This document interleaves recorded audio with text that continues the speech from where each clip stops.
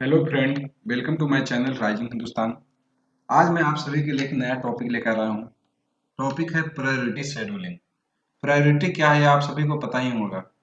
Priority मतलब कि आप समझ सकते हैं कैसे रोड पे कोई चल रहा है, गाड़ी आम गाड़ी है तो उसको रोक कर वीआईपी गाड़ी जैसे लाल बत्ती जा रहा है या कोई नेता वगैरह जा रहा है तो आम गाड़ी को रोक कर उसे पास दिया जाता है। या मान लीजिए आप सड़क पे चल रहे हैं, कोई गाड़ी लेकर जा रहे हैं तो पुलिस वाला आपको रोक कर एम्बुलेंस को पास दिलवाता है। तो ठीक उसी तरह से प्रायोरिटी शेड्यूलिंग भी काम करता है। प्रायोरिटी शेड्यूलिंग किस तरह से काम करता है, देखिए डिफिनेशन दिया हुआ है। Priority scheduling is a method of scheduling process that is based on the priority। सबका एक प्रायोरिटी तय करता है सीपीयू। या मतलब सबका एक प्रायोरिटी पहले से फिक्स कर देता है कि इसका ज्यादा है, इसका कम है। In this algorithm the scheduler select the task to work as the priority. और जो शेड्यूलर होता है, शॉर्ट टर्म शेड्यूलर जो जॉब को शेड्यूल करता है कि कौन सा जॉब रनिंग रनिंग स्टेट में जाएगा, वो चेक करता है कि किसका प्रायोरिटी ज़्यादा है, उसको हम रनिंग स्टेट में डालते हैं। और मान लीजिए कि दो प्रोसेस है, पी एक्स और पी वाई। अगर दोनों का प्रायोरिटी सेम हो गया तो उस जॉब को हम किस तरह से करते हैं, एफ सी एफ एस के बेसिस पे करते हैं। जो पहले आता है उसको पहले करते हैं।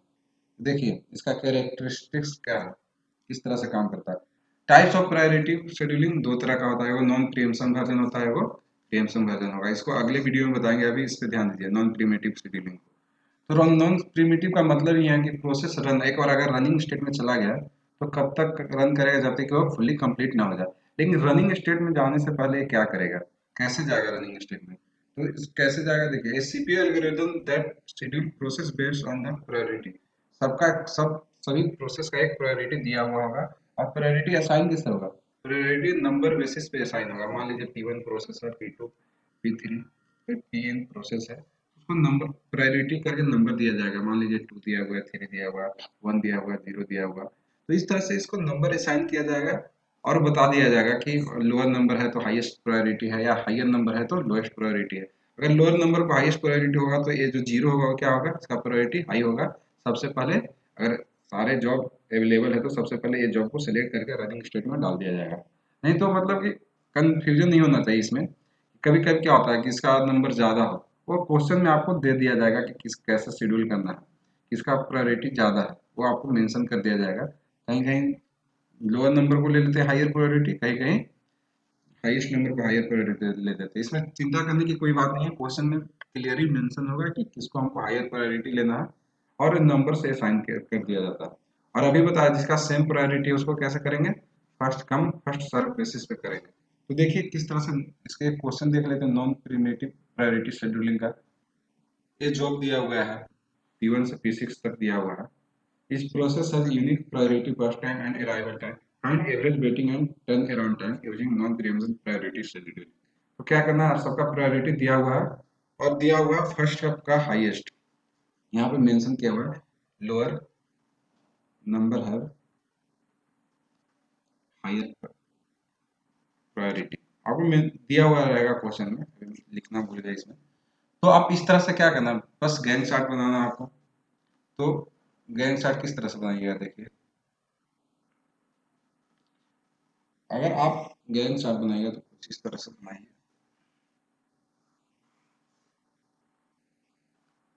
जीरो पे अराइवल टाइम अगर आप देखें, जीरो पे कौन कौन सा प्रोसेस आया हुआ है, देखिए सबसे पहले तो अराइवल टाइम देखते हैं कौन सा रेडी क्यू में आया हुआ है। तो रेडी क्यू में देखने के लिए अराइवल टाइम देखिए, तो जीरो पे हमारा जो प्रोसेस है, जीरो पे सिर्फ P1 आया हुआ है, P1 आया हुआ है, इसका प्रायोरिटी 2 है। इसमें जीरो पे तो कोई आया हुआ ही नहीं है, चेक ही नहीं करना प्रायोरिटी। और चूंकि नॉन प्रीएम्पशन है तो P1 पूरा रन कर देगा। P1 कब से कहाँ तक करेगा, इसका बाद सीपीयू टाइम 3 है तो जीरो से लेकर 3 तक आपका रन करेगा, जीरो से लेकर 3 तक। अब देखिए जीरो से लेकर 3 तक कौन कौन से प्रोसेस आ चुका है। जीरो से लेकर 3 तक आप देखिएगा तो P1 तो पूरा रन कर चुका है। अब बचा कौन, P2, हाँ 2 में आ चुका है। P3 1 में आ चुका है। तो P3 और P2 आ चुका है आपका। अब ध्यान से देखिए P3 P2 में आप प्रायोरिटी मिलाइए। इस लोअर नंबर हाईएस्ट प्रायोरिटी है तो 3 का देखिए, थ्री थ्री का प्रायोरिटी 3 है और P2 का 6 है। तो हम P3 को रन करेंगे, किसको रन करेंगे, P3 को। P3 को कब तक रन करेंगे, नॉन प्रीएम्पशन है मतलब कंप्लीट कर देंगे। इसका सीपीयू टाइम कितना, 4, 3 + 4 कितना हुआ, 7। अब 7 पे देखिए, 7 पर अगर देखिएगा तो अराइवल टाइम सबका मैक्सिमम ही 6 है, मतलब सारे प्रोसेस आपका क्या हो गए, रेडी क्यू में आ चुका है। तो P2 आ चुका है, P3 तो हो गया, P4 आ गया, P5 आ चुका है, P6 आ चुका है। तो अब देखिए P2, P4, P5 and P6 चारों प्रोसेस आपको अवेलेबल है रेडी क्यू में। ठीक, चारों प्रोसेस अवेलेबल है आपका रेडी क्यू में। तो देखिए इसका सबसे लोअर नंबर किसका है, इसका हाईएस्ट प्रायोरिटी होगा। P2 का कितना है, 6। P2 का आपका हो गया 6। ठीक, चलिए P4 का 5, P5 का 7 एंड P6 का 4। तो 6 का कम है, अगर 6 का कम है तो हायर प्रायोरिटी 6 का है। हम P6 को रन करवाएंगे कब तक, जब तक वो कंप्लीट ना हो जाए। तो कंप्लीट कब तक होगा, 4 है, 7 प्लस 4 क्या होगा, 11। अब 11 P6 तो खत्म हो गया, अब चेक करना P2, P4 एंड P5 में। P2, P4 एंड P5 में सबसे कम किसका, 5, मतलब P4 का। तो आपका P4 रन करेगा कब तक, सीपीयू टाइम इसका 2 है, तो मतलब 11 प्लस 2 13 हो जाएगा। ठीक, उसके बाद P4 खत्म हो गया, P2 एंड P5 बचा। P2 का 6 है, P5 का 7 है, तो आपका क्या रन करेगा, P2। ठीक, P2 का कितना है, सीपीयू टाइम 15 मतलब 18। और इसके बाद लास्ट तो बचा ही P5। P5 आपका रन कर जाएगा कब तक, 9 ऐड कर लीजिए 27 तक।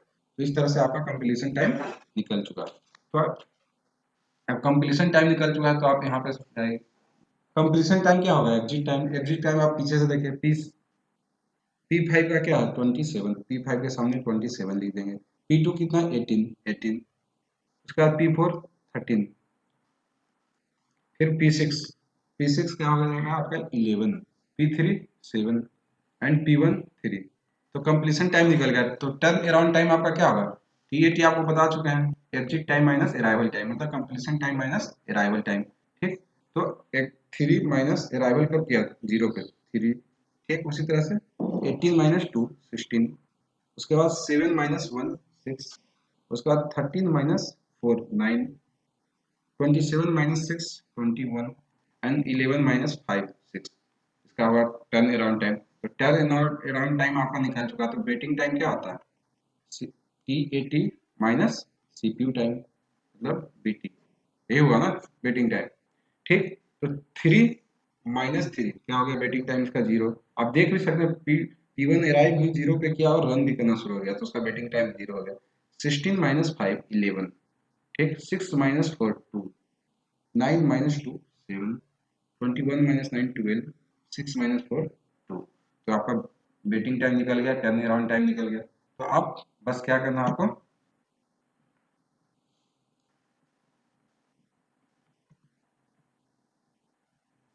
एवरेज करना है। एवरेज के लिए आपको क्या करना है, जोड़ दीजिए वेटिंग टाइम को पूरा। 2 प्लस एवरेज वेटिंग टाइम क्या होगा, 2 प्लस 12 14 प्लस 7 21 2 23 11 34 34 बाई 6। ठीक, उसी तरह से टर्न अराउंड टाइम को जोड़ दीजिए, टोटल बाई 6 कर दीजिए। 6 plus average turn around time क्या हो जाएगा, 6 प्लस 21 27 9 36 6 42 प्लस 16 58 प्लस 3 61 बाई 6। आपका ये आ गया। तो ये आपका non non preemption priority scheduling हो गया। क्या करना था, चेक करना आपको रनिंग क्यू में, जब रनिंग क्यू में रेडी क्यू में अगर प्रोसेस अराइव कर गया हो अवेलेबल प्रोसेस को, फिर प्रायोरिटी से चेक करना। देखिए 0 पे आपने चेक किया तो सिर्फ P1 आया हुआ था, फिर उसके बाद 3 पे चेक हुआ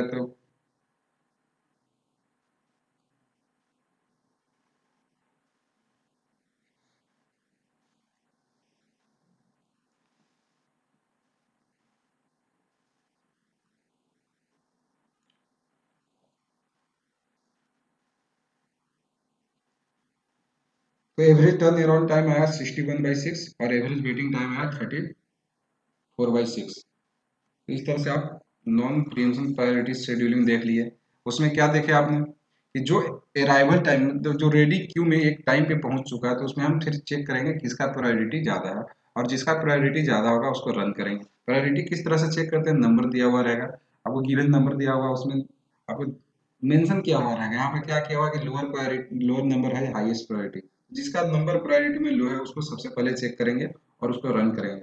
और चूंकि नॉन प्रीएम्प्टिव है तो रन एक और रनिंग स्टेट में चला गया तो उसको तब तक रन करेंगे जब तक कि कंप्लीट ना हो जाए। तो हम अगले वीडियो में प्रीमेटिव प्रीएम्पशन प्रायोरिटी शेड्यूलिंग देखेंगे और उसमें देखेंगे कि कैसे कैसे काम करता है। तब तक के लिए धन्यवाद।